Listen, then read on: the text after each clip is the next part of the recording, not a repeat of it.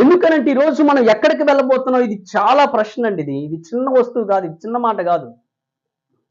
ఈరోజు మనం ఎక్కడికి వెళ్తాం మనం గ్రహించాలి. ఇన్ని సంవత్సరాలు మనం ఉన్నాం, ఇంత జ్ఞానాన్ని సంపాదించాం, ఇంత టాలెంట్స్ ఉంది, ఇన్ని పరికరాలను నేను చూశాను, ఇంతమందిని చూశాను, కానీ నేను ఎక్కడికి వెళ్ళబోతున్నాను?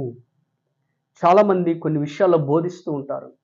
ఆ బోధిస్తున్న వ్యక్తి కూడా ఎక్కడికి వెళ్తున్నాడో అర్థం కాని పరిస్థితి ఈరోజు. ఎందుకనంటే ఈరోజు మనం సత్యాన్ని గ్రహించాలి. ఏంటంటే ఎక్కడికి వెళ్తున్నాం? ఈ ప్రయాణం బాగానే ఉంది. ఈ ప్రయాణం తర్వాత ఎక్కడికి వెళ్తున్నాం చెప్పగలను నేను. ఒకవేళ నేనే గనక ఉన్న పాటుని ఇక్కడే చచ్చిపోతే పరలోకానికి వెళ్తా.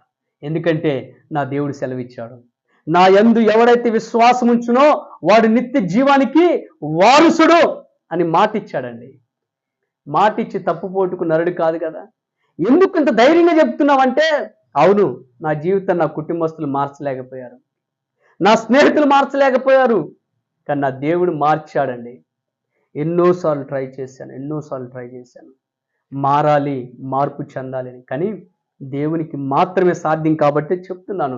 దేవుడు నా జీవితాన్ని మార్చాడంటే దేవుడు నన్ను పరలోకానికి తీసుకెళ్లకుండా ఉంటాడంటారా?